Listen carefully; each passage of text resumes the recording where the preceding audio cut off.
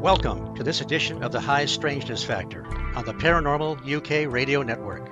I'm your host, Steve Ward.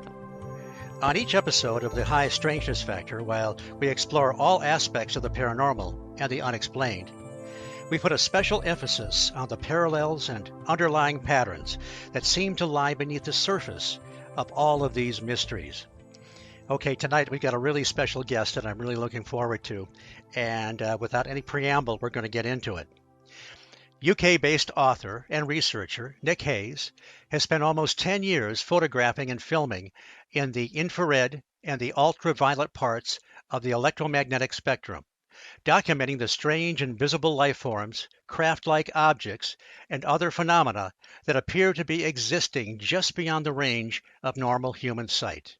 Influenced by both the earlier photographic work of Trevor James Constable and Italian UFO research group, the GRCU, Hayes uses a whole range of attraction and detection methods, including a cloudbuster and a Geiger counter. In September 2016, his first book, Quest for the Invisibles, was published by the Book Tree in San Diego. The book covers the first 5 years of his work and features dozens of photographs and video stills of biological UFOs and other phenomena captured at his research area in Oxford.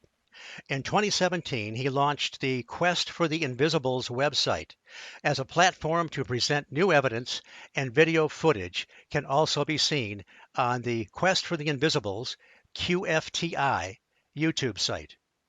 Hayes continues his photographic work and has recently co-written a two-part paper entitled Positive Findings on Constable's Organotic. Is that right? Organotic? Or how do you should be organic. Organic. Organotic. Okay. Yeah. Good thing you're here. Organotic bioforms, and brings together photographic evidence from many different sources in support of Constable's original work in the 1950s. Nick, welcome to the High Strangeness Factor. Thanks for coming on. Hi, Steve. Yeah, thanks for inviting me on. That's great. Thanks. Okay. People now, because we've talked a little bit off air, but I have always been fascinated by Trevor James Constable, and I'll have to tell you my story. Back in the 60s, we had, of course, we had our obligatory high school UFO club, and my buddy Kevin got a chance to go to the famous New York City. It was called the Congress of Scientific Ufologists at the Commodore Hotel in 1967 in New York City.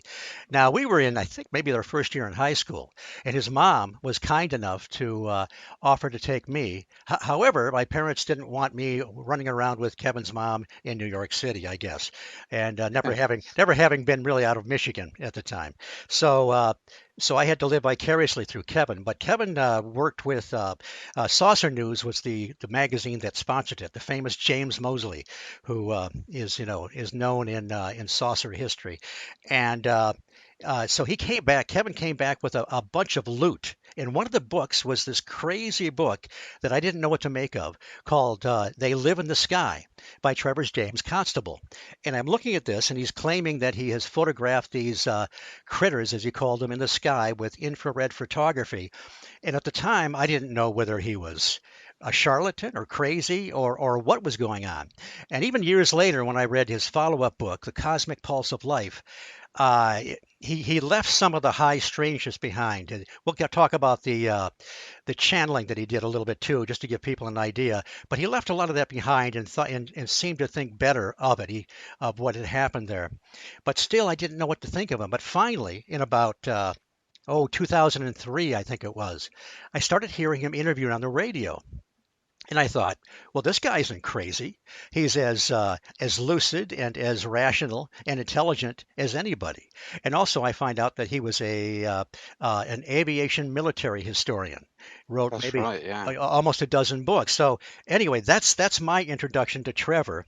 And I think now you didn't really you had a really important UFO sighting that I think set you on your quest. Did you have any other experiences or interest prior to that, before you saw that thing in the sky? No, not at all. I'd always been interested in sort of the UFO programs that are on telly, and I'd read a few books and a few magazines. But prior to that night, when I saw that visible UFO, I'd never really given it much thought because being a musician for most of my life, I'd kind of gone off on the music thing. But this particular night, I was walking my dog Elfie. It was Christmas Day evening, 2008. It was about 7:30. It was a very foggy and misty night. There was ice on the ground. And my little dog Elfie was only about 6 months old, and we walked back from the park, and you couldn't see more than about 2 or 3 foot in front of you at some places because it's sort of out near the countryside. And Elfie wanted to go down an alleyway that we'd just been down. So reluctantly, I took him back down the alleyway, and while he was having a sniff around, I just started staring around. Now, next to me was a substation which had a pyramid-like top on it, and the effect from the lights and the mist, it looked really weird. And I was just thinking how much it reminded me of the Great Pyramid. And all of a sudden, I saw this like pink glow, pink to warm orange glow, coming from perhaps a couple of 100 feet away. And it was moving quite slowly, and all I could see was a glow and nothing else. And I thought, what's that? It's totally silent. It can't be a helicopter.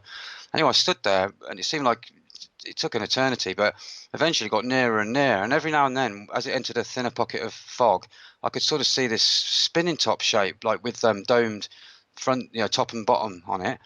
And basically, I stepped back a little bit because it was almost about to go straight over the top of me. I picked my dog up, stepped back, and I saw the thing in all its glory just for a few seconds. And it was probably about the size of a small van, and it was about 200 foot above the houses. And it just basically went diagonally straight across the top of the houses. You could hardly see it because it was so thick, the fog, that every now and then you'd see it. And so I couldn't follow directly. So I basically went round another road, and I managed to sort of get underneath it again and have it pass over me. And then I got to a really isolated area where there's some woods, and it seemed to slow down and almost stop. And it was really freaky, and I started getting a bit worried. And my dog was sort of whimpering. He was acting really strange. So I basically carried the dog So back you home. think the And then, dog was was yeah, was definitely reacting to the thing in the sky? I'm not definitely. No, he was only 6 months old at the time, Oh, and okay. he didn't like to walk too far. And it was very cold. It was like almost like freezing. Well, it was freezing. It had ice on the floor. But yeah, well, I took the dog home. Went to get my other dog Lucy. We went out looking for it. I couldn't see it. So I spent the next hour, and just as I was about to go in for the night, I saw it in the distance, but much higher. And I started trying to take photographs. I'd had a new camera that day for Christmas, and I'd mucked around all day with it and ended up leaving it at home, not thinking I'd need it. So I basically got the camera, never worked it before. It was a Casio XLM. Took loads of movie mode footage, loads of photographs, and nothing came out apart from a couple of one frame on movie mode footage, which showed the shape that I'd seen. And I had that enlarged, and it was definitely what I'd seen that night. And that started me off because the thing I saw, it looked like it reminded me more of a bioluminescent life form from the deep ocean because it appeared to be breathing. It was like rhythmic sort of pulsations of light. And at one point, I walked. It was only going at walking pace, and I sort of walked alongside it when I could, and I matched my breath with it. So I didn't know what I'd seen. I expected it to be in the papers the next day, which was Boxing Day, and I never heard anything, and I didn't know what I'd seen. So I was just very confused because it didn't look like a craft. It looked like it was some kind of a creature. Um, Well, I well, just didn't know that's what I'd seen. that's really unusual. Those are very rare. Those kind of sightings, they do happen, those visible Yeah. sightings. But to see something that actually looked like a biological entity was pretty unusual. Well, I'd never heard of anything like that until I discovered the work of Trevor James Constable. I didn't even consider that UFOs could be anything other than craft. So, for about sort of 6, 7 months, I kept going on the internet trying to find something similar to what I'd seen that night, and couldn't find anything. And then a friend of mine said to me, I was pretty much thinking about giving up, because I really wanted to try and film something else like that, but I didn't know where to start, didn't know anything. And a friend of mine showed me a video with a bit about Trevor James Constable, and that's the first time I'd heard of him. So I went straight out and bought his book, Cosmic Pulse of Life. And then after I read that, I actually wrote to him and told him that I was thinking of using a digital camera to film, critters. And he wrote back to me, and and encouraging me and everything. So that was it. 2010, I got my equipment ready and off I went, recording. That's really good. I know that in there's one place in the Cosmic Pulse of Life, he refers to a book called The Attack on Everest by Hugh Rutledge, and Hugh Yes, Rutledge talks yes, about you know the passage. yes, yes. Frank Smythe, I guess it was. I guess that's the way you pronounce his name. He saw. Smythe, yeah. Yeah, he's way up, like 27,000 feet. He sees some objects in the sky off in the distance. They aren't even really moving, but he said they were pulsating, and he's very careful about it. He looked around to see if he could identify certain areas. He looked away to see if the images followed his eyes to make sure it wasn't an illusion. And Mm, he said he even checked to see if they were pulsating with his heartbeat, because that might indicate that maybe he was experiencing a lack of oxygen being up that high and not seeing something. But he said one of them looked a little bit like it had a beak on it, and one looked like it had sort of rudimentary wings. So yeah, yeah, it, that's right. Yeah. and it's so odd seeing that in a he writes in the book that he wasn't going to put this in the book, but the author suggested that he do, just to give a full record of what happened. But I guess some mist came in, he didn't see them again. But these are so rare. But we do seem to get some of these images with infrared photography now. uh, yeah. Now, so you discovered the cosmic pulse of life first before They Live in the Sky. How long did it take before you were able to get a copy of They Live in the Sky? Well, I ordered them both at the same time, but I managed to get hold. I couldn't get hold of They Live in the Sky, and then a hardback copy came up about 3 or 4 weeks later, which was quite expensive. It's the original one, so I sent off for that. So it's probably about a month later after I had Cosmic Force of Life. But I kept reading Cosmic Force of Life over and over again, and then you kept sort of like looking, spending the odd hour looking into They Live in the Sky. And I decided to start from the beginning and read They Live in the Sky first, and then go back to Cosmic Force of Life. So Yeah, it's fascinating, and let's we won't go into all these individuals right now, but let's just name some of the people that either influenced Constable or were his colleagues or whatever.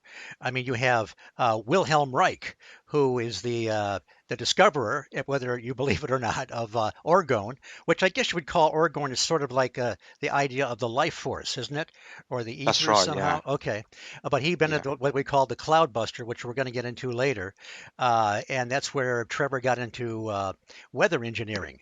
There are also people like Meade Lane. Meade Lane was, I think he was the founder of the Borderland Research Society or organization. By the way, yeah, yeah. I've got quite a collection. I've got some old Borderland. No, the Round Robin was the publication of the Borderland Research Society, and I have maybe half a dozen issues that where Constable has written an article back in about 1959. I'll have to send you some copies. It's pretty interesting. Well, I Uh, saw some actually online. I think they've got them online as well. I found a website, the BSRF. Oh, well, I don't know if it's still called that, but yeah, I found a website and it had some old bits on that actually. it's very hard to find them. I got a whole Mm, stack of them at a wow. fairly decent price. And you go through and you find all these gems. But he was also connected with he was influenced by Rudolf Steiner, who founded the Anthroposophy movement. Franklin Thomas was another major Mm, figure because Constable was struggling with some of this channeling that was going on. He was having a hard time handling it at the time. Franklin Thomas helped him. Who else? Dr. Ruth Drown, who I don't know a lot about, but she was a early pioneer of radionics, and the list goes on. I mean, it's just oh, and let's talk a little bit about the beginnings. They Live in the Sky. Now, George Van Tassel oh yeah, yes, George. Yeah, great character. He lived literally under a giant rock called Giant Rock, Giant Rock. Yeah. and he would hold those huge conventions in California with mostly contactees. Wouldn't you have loved to have been there to have attended some of those? Oh yes, definitely. Every time I read about it and read about the lectures that Trevor talks about on that Glendale Boulevard, I'm thinking, oh gosh, I'd love to have been around then. Yeah, yeah, yeah. Well, Yeah, it would have been great. I would love to have been there. he Yeah. he was not. I remember writing somewhere that he was not too well received there, because he talked about the negative side of some of this, and these people at Giant Rock just wanted to hear about the beautiful Space Brothers and their messages of peace. But uh, Yeah. but he used to watch George Van Tassel used to channel allegedly all these different entities in meetings under Giant Rock. He taught Trevor how to channel, and it was he had a rough time with it, but for a while there's a Yeah. lot of messages that came through the in They Live in the Sky, that I think when you read the Cosmic Pulse of Life, uh, where he thought better of. I mean, he thought that maybe some of these things were not legitimate and not maybe coming from a real source, more of a trickster aspect. Do you have any thoughts on that or any opinion on that? Well, that's the thing. Yeah, I mean, he lost control of his body, didn't he? It says that he got Yes. up one morning and he went down the road like a robot.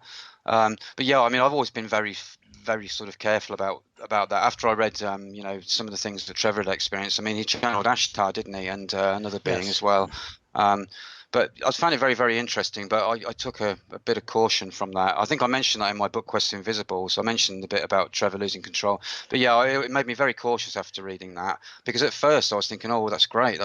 But then I realised the implications, and that's Right. something that comes into my work as well, Well, because some of these things that I photograph, they are telepathic, and oh, you make a link with them, you can't break them. You open doors and you can't close them. You've got to be very careful. well, we'll definitely get into that later. So that'll be a teaser, and we'll have people stay tuned. But Trevor got some. I mean, he got crazy messages like the.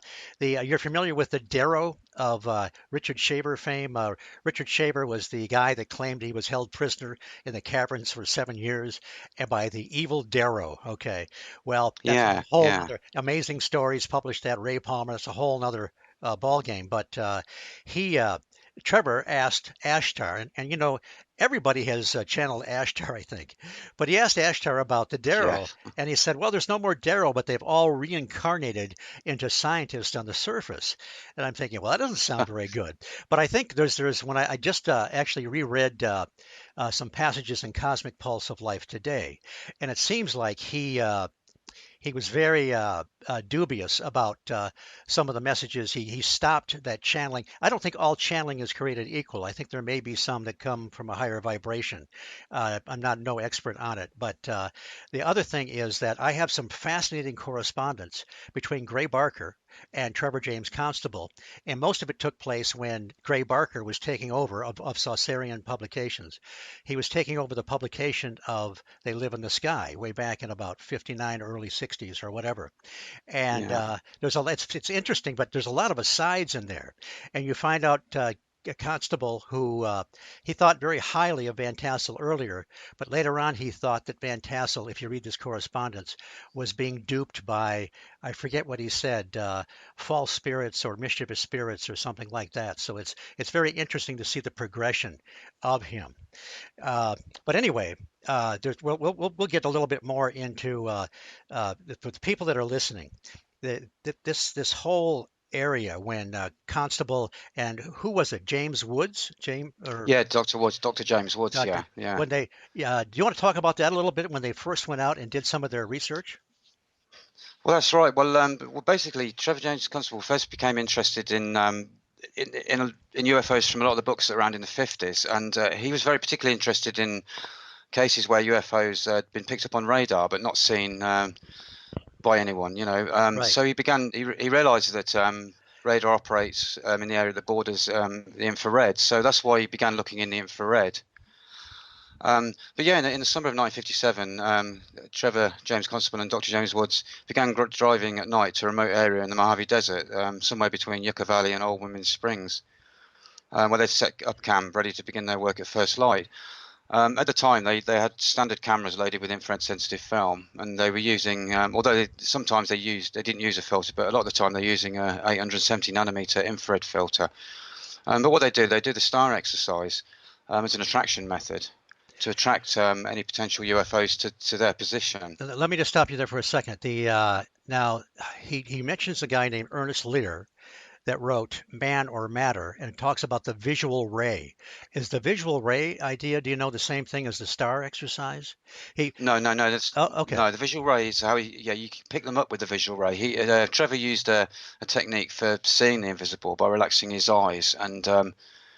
the star exercise actually it's a repetition thing. I think Franklin Thomas suggested to him.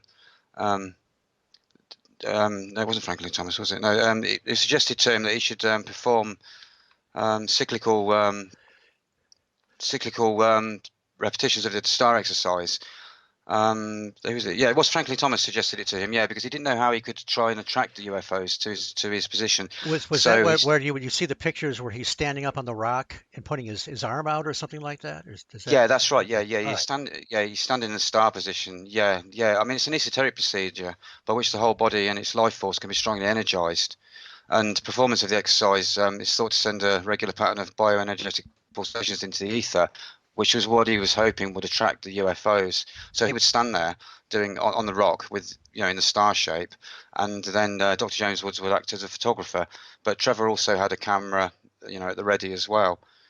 But it's just a matter. I mean, for instance, he would face a quadrant. You face the quadrant in which the sun is closest when you start the exercise. For instance, in the morning, he'd face east, and standing with his legs apart and arms parallel to the ground, he would oscillate his body across the north, south, and the east-west lines of the Earth.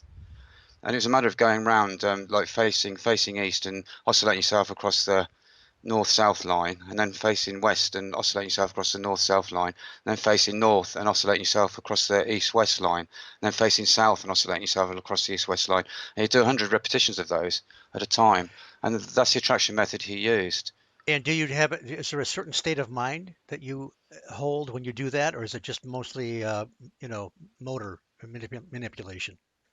Well, I tried it a lot, but because I got back problems, I found it very hard, which is why I started using a cloudbuster. But I just basically closed my eyes, and you can feel sort of like a warm sensation in the palms of your hands every time you cross like the north, south, or east, west line of the Earth. Um, it's quite a crazy thing to do, and I mean, I never caught. I took a lot of photographs after I'd done it, but I never actually caught anything. But I started suffering with really bad spine problems, Okay. so I kind of abandoned it. But he used it for about 10 years before he began using the Cloudbuster, and he got some great footage using it. And didn't he start, I mean, he could actually sense when something was overhead or nearby and kind of aim the camera in that direction? Yeah, which is something I do quite a lot of the time. Something that I've managed to kind of teach myself how to do. But what he would do, he would relax his eyes. It's something he learned when he was in the U.S. Merchant Marine. Because he served as a radio officer for 26 years, and it was used for objectifying ships coming over the horizon. And just a matter of relaxing the eyes to a point where you look past the sky rather than at it. And Well, basically, I use this technique, yeah, and you can see things in the invisible.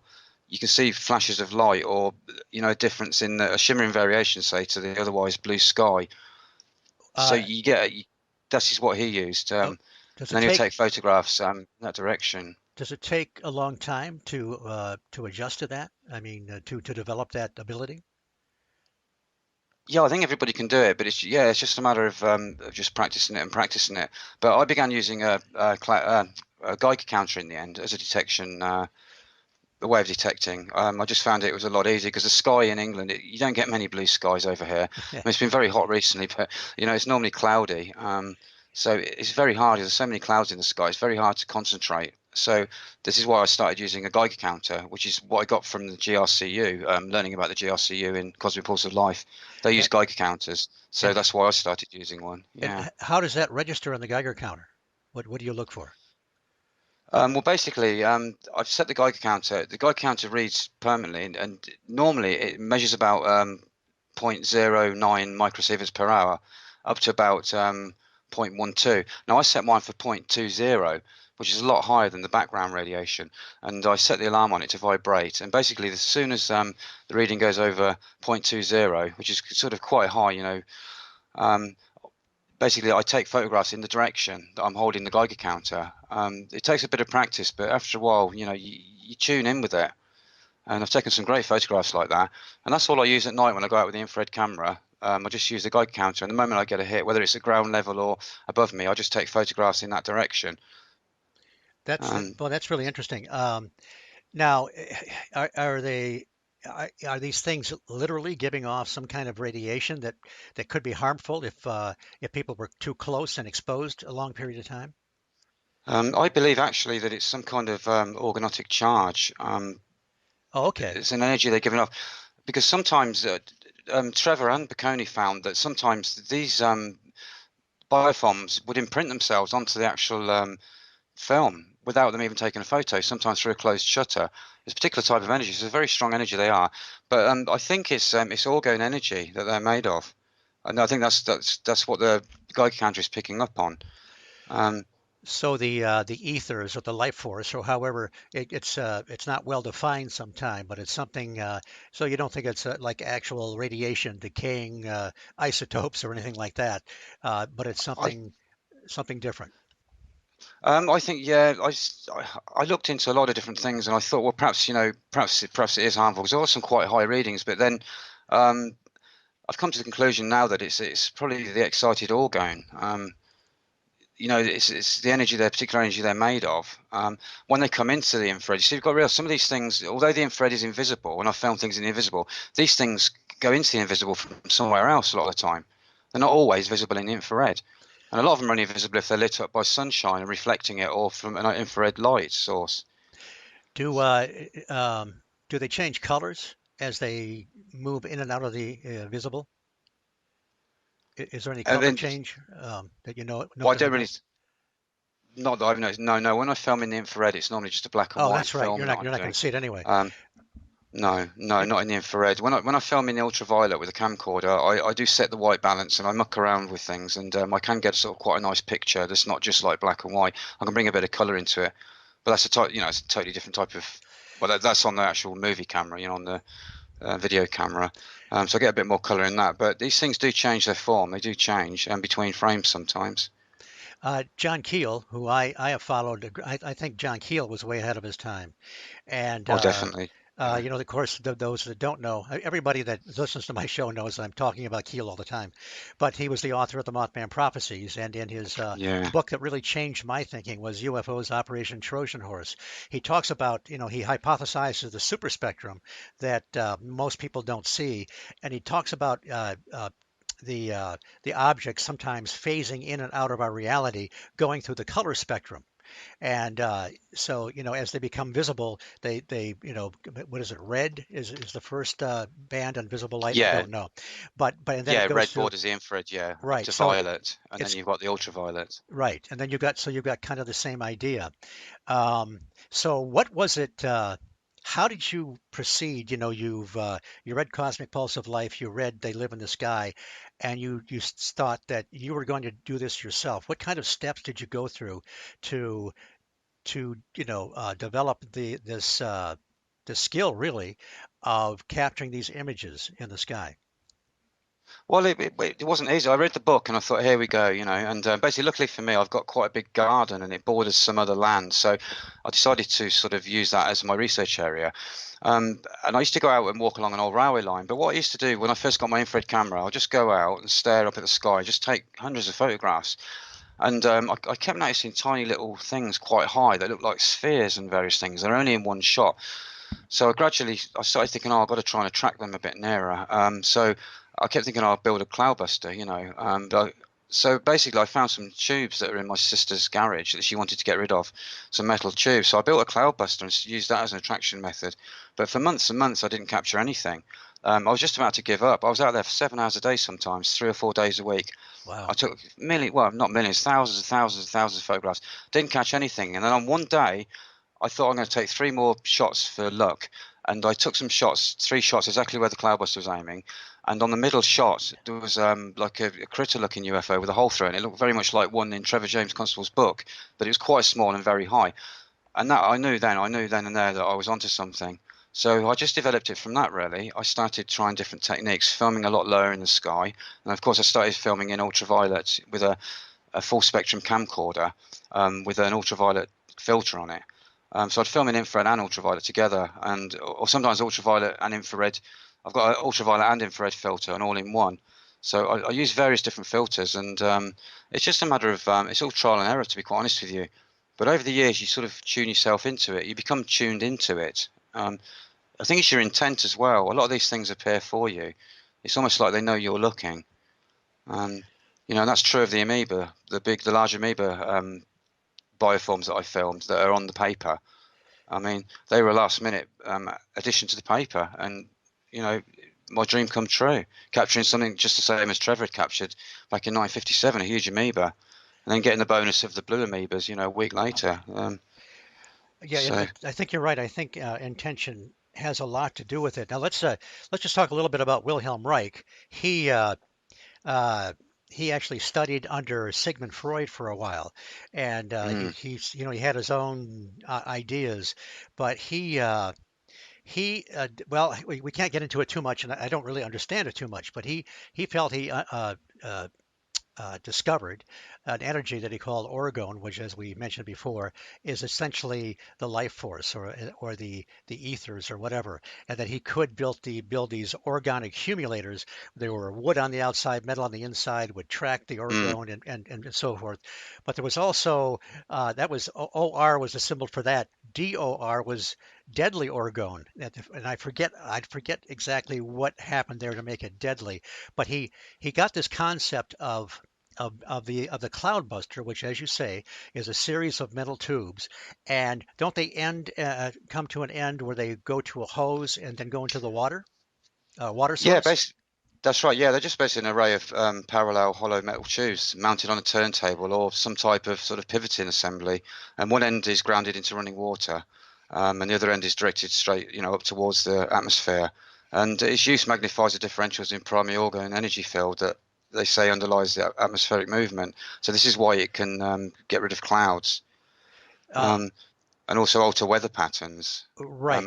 Create rain, basically. Yes. Have any of your experiments with the cloudbuster, have you ever altered the weather at all locally?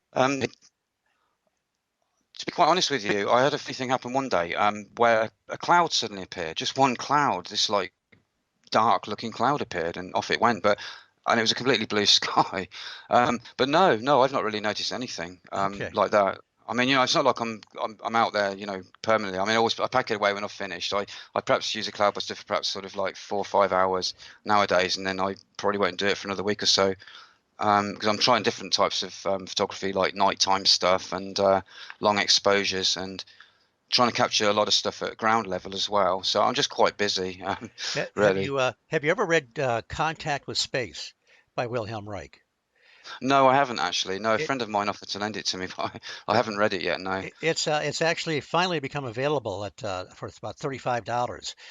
You can get it I got it for some years ago for $50 in kind of a spiral brown notebook. But prior to that, they were selling copies for about $900. So, but it's fascinating. Now the the just a little bit on the theory of the cloudbuster. The idea is that somehow it is pulling what orgone out of the atmosphere or concentrating it where the tubes are aimed, and it's pulled into the water somehow. Do you have any Yeah, yeah, better? it's Oh yeah, yeah, go ahead. yeah. I mean, orgone energy is attracted to water and it moves towards high concentrations of itself. Smooth fields of atmospheric orgone in the sky can be made to concentrate into eddies or dissipate, depending on where the cloudbuster is aimed. Um, but basically, it's almost like it's on a stick in the clouds. It's the orgone energy. It's basically charging the orgone energy, and it seems to bring it back down into the water. It's a bit like Trevor describes with the I-beam as well, a similar thing where you can bust clouds looking at them. I think that's mentioned in Cosmic Right. Pulse of Life. Yeah, it's So a similar sort of thing, and it's the same as acupuncture. It's very similar to acupuncture because you got the hollow metal needles that are put into the body, and it's drawing in energy. To okay. affect the energy of the body. It's a similar sort of thing to that. So how do you know the idea? What is the theory where this apparatus would attract some of these sky creatures, which are actually living beings that what did he call them? Well, Critters. yeah, critters or ether beings or something like that. But any idea how he felt that this apparatus would pull in these kinds of creatures? Well, I think with Wilhelm Reich, he noticed. I think he noticed when he was using Cloudbuster, glowing sort of like by UFOs basically in Yeah. the sky. And I think he aimed his cloudbuster at one, and it kind of fizzled out. Yes. So I think that I think that's what Trevor realised, that it would attract them. So Trevor sort of I think he discovered the work of Wilhelm Reich through his daughter Eva, Right. and I mean he started building a cloudbuster. I think it was about May 1968. He began using the cloudbuster in place of the star exercise as an attraction technique. So anyway, I don't know. I mean, a lot of people won't know what to make of Wilhelm Reich, if he was crazy or if orgone is a real thing or not. But it does seem to create a real process, a real thing is going on. And you'll find Contact with Space fascinating because when he moved up to Maine, Wrangley, Maine, I guess it was, to start his institute, he noticed that the landscape was becoming darkened and everything was dying, and he thought it had to do with the UFOs. He thought the UFOs were powered by orgone, and they were exhausting deadly orgone for whatever reason, and it was destroying the foliage and so forth. And he does describe that one day he saw these two lights in the sky, and he aimed the cloudbuster at them, and they would fade Yeah. away. Yes. So I don't know what was going on there, but it's a cosmic pulse of not cosmic pulse. The contact with space is fascinating, and unfortunately, about this time is when they threw Wilhelm Reich in jail because they didn't like the FDA was it, I guess, were coming after him, and they didn't like the stuff he was doing. I mean, nowadays people play with all kinds of strange stuff, Reiki and crystals and so forth. And fortunately, we're not throwing them in jail. But back in those days, people like Yeah. Wilhelm Reich, and also Dr. Ruth Drown, who was a lady that Constable thought very highly of, and was Yeah. the pioneer of radionics. I'd like to know more about that. But she was another one that was essentially persecuted by the government, and that's really too bad.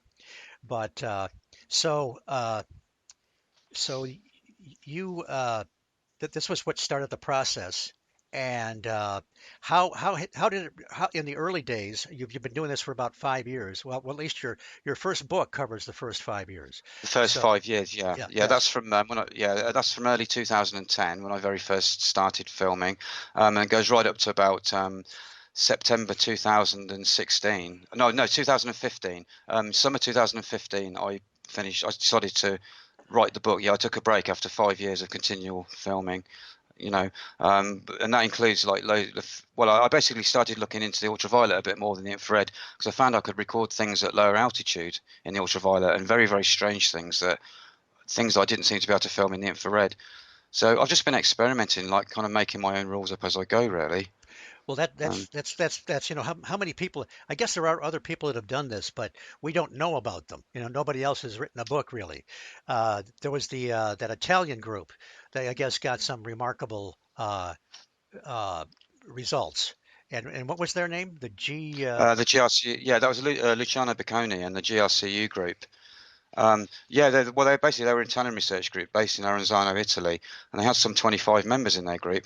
They started work in 1976, and they're about the third Italian UFO group to begin using instrumental research in the infrared. Um, but basically, Bocconi was also part of the CUN, which was a central, was it ufology sort of organisation, Italy's major centre for sort of UFO studies, and he contributed to many official magazines. But yeah, he got into Trevor. Basically, he wrote to Trevor after Trevor had given up his UFO work, and Trevor began sort of like chatting with him. I think they met up a couple of times. But it's very interesting. I read about Luciano Bocconi's book, UFO La Realtà Nascosta, which is UFO The Hidden Reality. I read about it in Cosmic Pulse of Life, Yeah. and I thought I've got to have that. And Yeah, basically, I thought the same yeah, thing too, but you found one and I didn't. I paid £350. I paid for Oh it, my God, yeah, that's a and that was good. that was in 2011. Oh my God, that'd be 700-800 bucks over here, easy. I, Uh, w- I wouldn't sell it for £10,000. I wouldn't sell that book no, for no. anything. And I understand that there was some really spectacular photographs in there in the Invisible, which I mean, some things look a little bit like winged griffins or pterodactyls or something like that. Is that correct? I, I, Um, I read a reference to yeah, that somewhere. Yeah. They caught some pterodactyl-like creatures. They found a whole load of stuff, including sort of entities with like halos and little horns. I mean, they haven't got all those pictures in there. The pictures in that book, which is in Italian only, by the way, but it's got 200 pages of photographs in there, and it's got photographs from a couple of different groups as well. But they caught everything. That paper that I've just written, the evidence that follows Constable's evidence, that is the GRCU evidence. Some of the best that I've managed to get for this paper. And it's quite diverse. It shows sort of like a sphere of light with these little bird-like things coming out from it. It's like it's like a 40-second exposure, I believe. But it's a great photo. They took some great photographs, but unfortunately they kind of disappeared. I found out that all 25 members died around in the early 50s. Really? Yeah. Well, I've just written this paper with a friend of mine, Leon Southgate, and between us, we were trying to get permission to use some of Baconi's photographs, and we couldn't find anybody who was involved with him that was really alive that we could get hold of. But we found somebody who was basically working for the publisher of that book, UFO La Realtà Nascosta, and he gave us permission to use the photographs. But we want to get hold of the archive, because there's 25 members, and they filmed with multiple cameras. They got multiple evidence, and we don't know where it's gone. Oh man, if you could only get a hold of that. Yes, and Yeah. it's too bad that the book is only in Italian, for those of us that can't read or speak Italian. I can't speak Italian. No, Yeah. I speak Arabic. I got a bit of Arabic. I can't speak Italian, but it's very like English and French. So you can sort of get I've been putting bits into Google, Right. just into Oh, the Google okay. language thing, because there's bits that information I really wanted to know for this paper. But this book is very, very rare, and most people don't know anything about the GRCU and Luciano Bocconi. And this is the idea of me writing this paper, to basically offer evidence backing up Trevor's evidence, and also adding my own to it.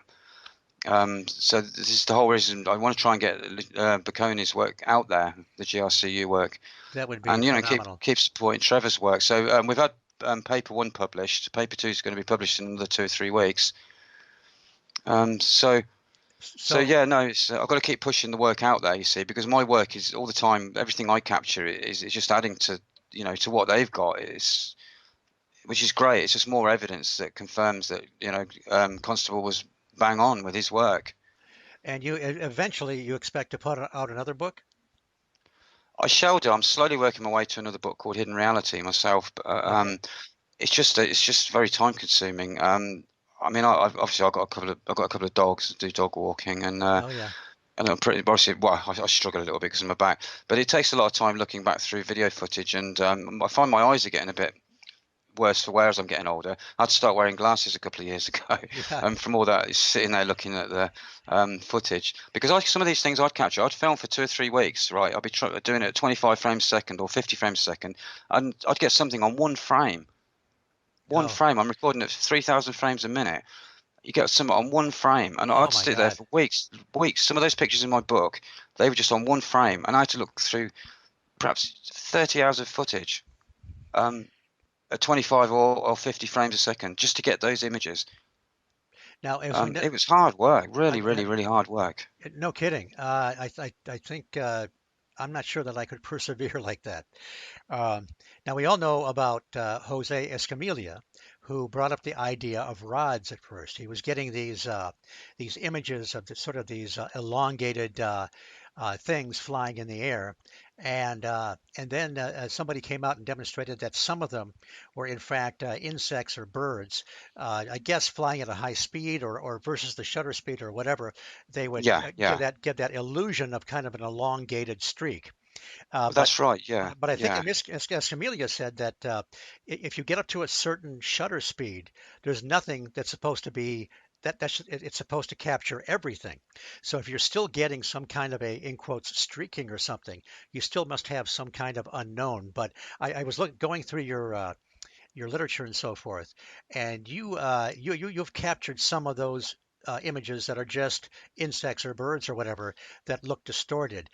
What kind of a process do you go through to separate the known from what are probably unknowns? Well, basically, I've made a video, which is on YouTube on the Quest for the Invisible's YouTube site. And it's called Rods or Skyfish Fact or Fiction. And I've actually shown some footage on there. I've shown how this repeat thing happens. And I've shown how these sort of rod-like entities appear, and there's some stills. You can see all the multiple repeats.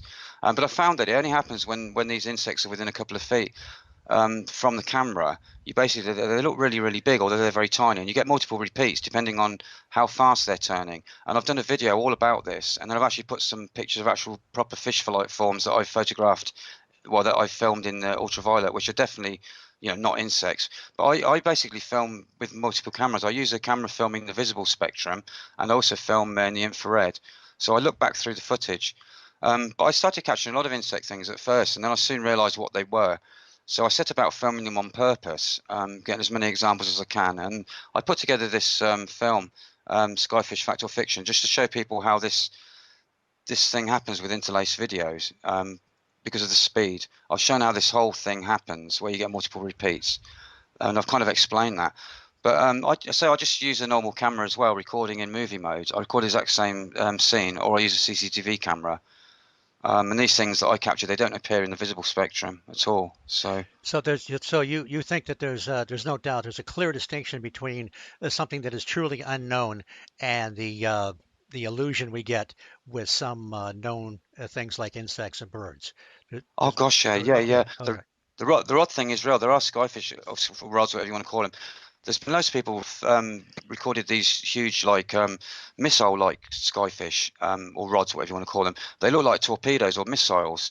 And I've actually captured a couple of them in the video that I'm talking about. The Skyfish Fact or Fiction. Some of the footage that I've taken, some of the photographs actually showing these long torpedo-like things, and they're definitely not insects. There's some very strange things out there, but I believe that rods, stroke skyfish, are part of the invisible world. I believe. So That's what I'm starting to think.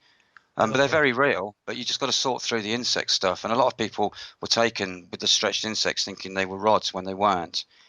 But I realised this pretty early on, you see. And I began capturing actual forms that look like proper fish with proper fish fins on them. There's a few of those in my book, and there's a few on the website. Do you think there's any chance that some government agencies, of course they wouldn't admit it, must be aware of some of this and perhaps are documenting some of it? Or do you think the entire establishment, seen or unseen, completely rejects all of this? Officially, they do reject it, but I think there must be people studying it. But also, they get a bit itchy, itchy feet when they don't like people looking into this stuff too deeply. People get watched, people get followed, and they get the computers attacked. All sorts of stuff like that. You'd be surprised. I've had a couple of things happen myself, believe it or not. But Yeah, well, yeah, well, definitely. We're going yeah. to tease that for part two. So the people are probably mad at me, like, what are you doing? We want to know it now.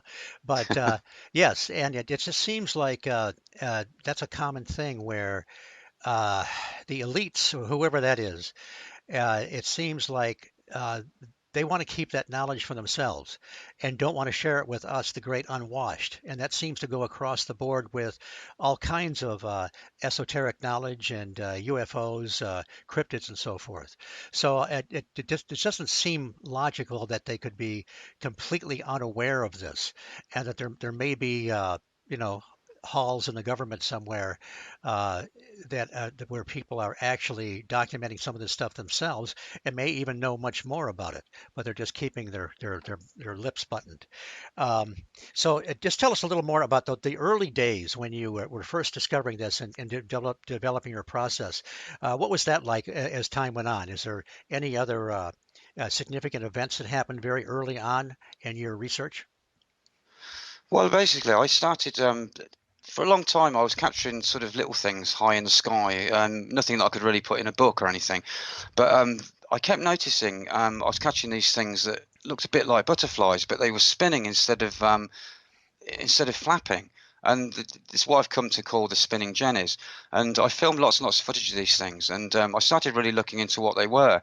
And they seem to be like a flat fish, like with wings, stroke, fins. And they bend their body, face nose down, and spin like a helicopter. And I've filmed huge schools of these things swimming, flying together.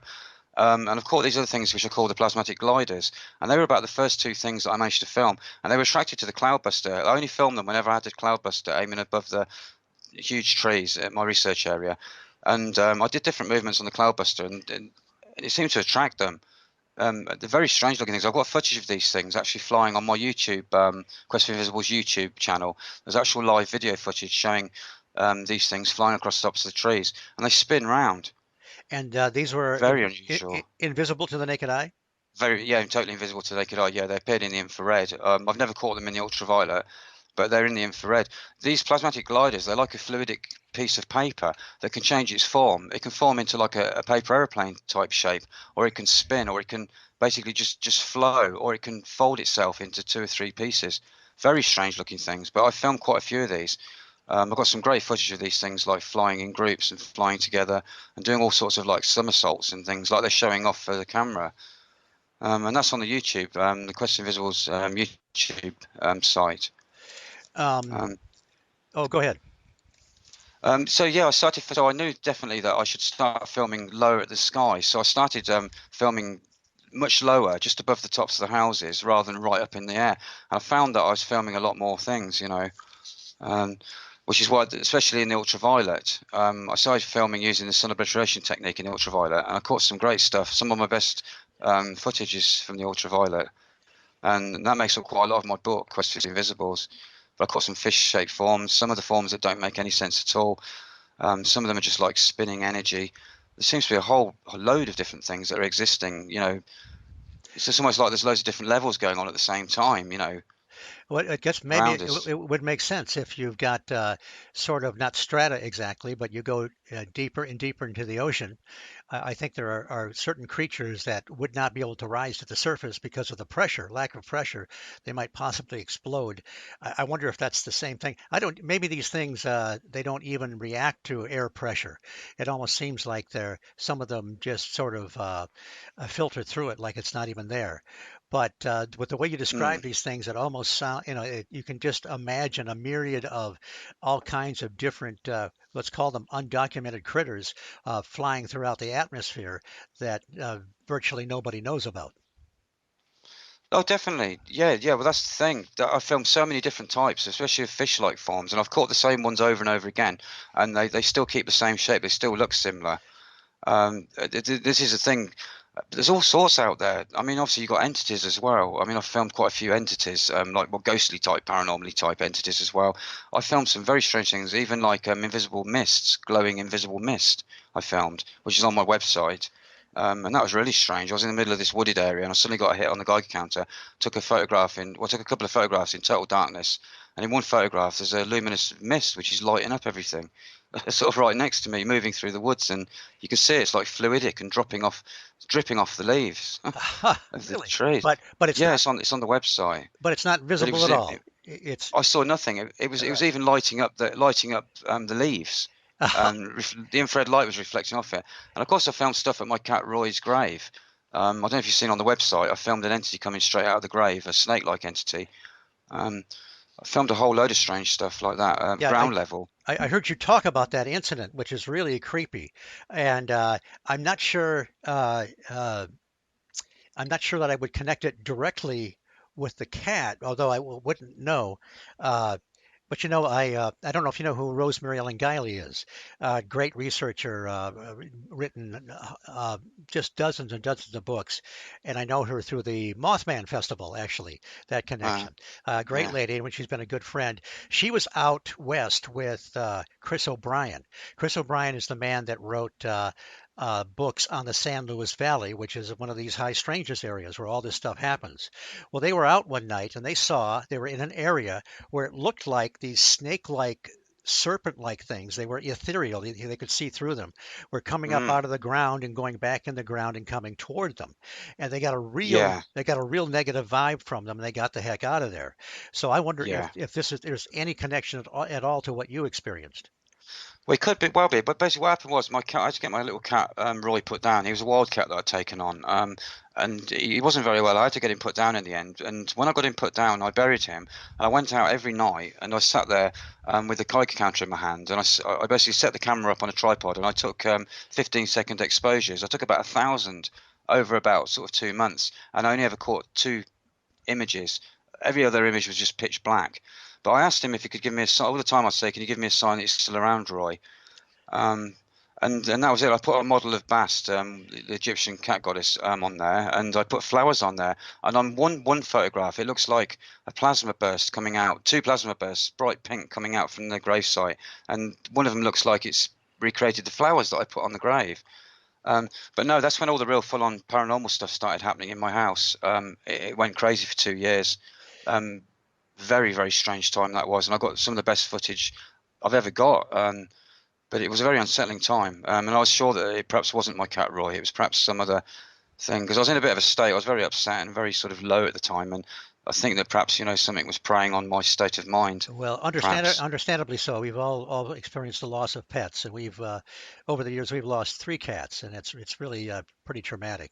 Um, yeah. so the um, and you said you had a statue of the Egyptian god Anubis. Yeah, Okay. No, Bast, the cat goddess. Oh, okay. Yeah, Bastet or Bast or Bastet. That's Yeah, interesting. I had like a bronze model on the actual grave, and I said sort of, I buried him and said some prayers, and stuff like that. And then the next day, I think I picked some flowers and I put them on the grave earlier that day. And then I went out at night, took a load more photos, and on one of them, there's like these two plasma bursts which come out, and one of them seems to have formed into the shape of the flowers, which were long-stemmed daisy plants with multi heads on them.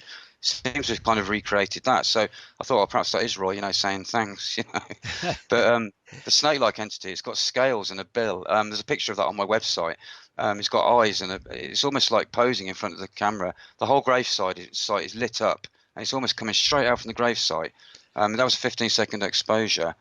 Um, Crazy Wow. photograph that is, Yeah. and everything else was just. I've got a photo prior to it as well, which shows what the scene should look like, and it's pitch dark. Right. Shouldn't see anything. That's Yeah, crazy. Yeah, that's one hell of a pet cemetery. yeah, Yeah. yeah. Um, there's another. This is we're going to almost wrap up this hour in just a second, and I'll tease it in just a second as well. But there was a I don't know if you know who Joshua Warren is. He's a well-known researcher into the paranormal. Some years ago, Joshua Warren, Nick Redfern, who's well known, both Mm, sides of the ocean, Jim Mars and Heidi Hollister, a whole bunch of people that were going to be included in a pilot for the Discovery Channel. And they went to Roswell and they did something kind of silly that you do for TV. And there were rumors of seeing ghosts of alien grays in this particular facility. So what they did was they had I would call it kind of a mock seance to contact the alien grays. So they go through oh this God. process, and now, Joshua Warren blew the whistle on this because he said that they weren't supposed to say anything. Now, this is years ago, but they captured some bizarre footage Mm, on high definition camera when they did this sort of silly mock seance. One of the guys passed out, and then on this high definition camera, they saw something like you're describing. Only I think maybe it was almost segmented like a centipede or something, translucent, and it was going through the air right over the seance area. And when they yeah. saw it, they had absolutely no explanation for it. And the whole thing is crazy, trying to contact the souls of, I think it's crazy anyway, contact the souls of alien greys. But That's just ridiculous because I think they're quite. They do. I'm starting to think they perhaps might be quite demonic anyway. So Well, they might be, and I'm not sure anything actually crashed at Roswell, but that's another story. Uh, yeah. but anyway, the point is that there are these, and, when you talk about creature reports, there are some that are kind of similar with Bigfoot and so forth. Every once in a while, you'll get some kind of a anomaly within an anomaly, things that just don't make any sense. And the what you experienced there at your cat's grave was pretty bizarre. Why don't we, for right now, I want to tease the next part two when we reconvene with Nick Hayden, who wrote Quest for the Invisibles. Hayes. Oh, I'm sorry, Hayes. Hayes. My, okay. I was there's actually a music guy. I keep wanting to call you his name. He does ambient music. So at least I was close that time. But anyway, when we pick up in part two, we're going to get much more into your research because there's a lot more to talk about. But also, we want to talk about, I don't want to get too dramatic here, but there was kind of I guess you could say, a negative or dark side that you experienced. And Very maybe much. from Very the much. paranormal aspect and also. Uh, Maybe some kind of government scrutiny, perhaps even. So anyway, we will get into that. Yeah. But right now, tell us about your website and where to get a hold of you and everything, and before we close out. Yeah, the website is www.questfortheinvisibles, all one word, .co.uk. So that's questfortheinvisibles.co.uk. And I've also got a Quest for the Invisibles YouTube channel, which is just QFTI, obviously Quest for the Invisibles. But if you just Google Nick Hayes Quest for the Invisibles, you'll see it all come up. You'll see the website and the YouTube site come up. But on the YouTube site, you can see some little videos I've made. One of them's about photographing, well, it's about skyfish, and it goes into the rod thing and the fact that, you know, some of these insects get elongated. There's also other videos showing fish-like forms that I've captured, the spinning jennies that I was talking about earlier, plasmatic gliders, and all sorts of other strange things. And there's loads of photographs on the website. There's an evidence section of entities, skyfish, infrared UFOs, the whole lot. So plenty of photographs for people to look at on there if they're interested. And of course, your book Quest for the Invisibles is available on Amazon and everywhere. It's available everywhere, basically. Yeah. Okay. Yeah.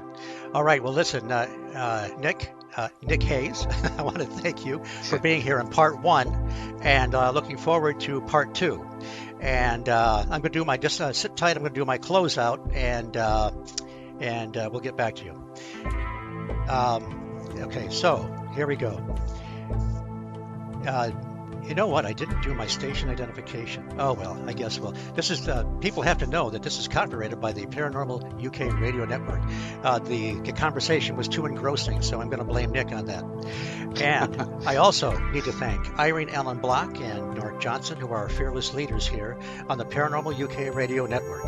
Andy Mercer, my part-time co-host and my full-time producer, who makes the show sound as good as it possibly can. Brian Zeller did the music. And also, you can be hearing me on Mac Maloney's Military X-Files on the same network as a correspondent every week. And I am Steve Ward, your humble host here on the High Strangeness Factor, a displaced Yank here on Paranormal UK Radio. Thank you for listening. I will see you all again in a fortnight. Take care.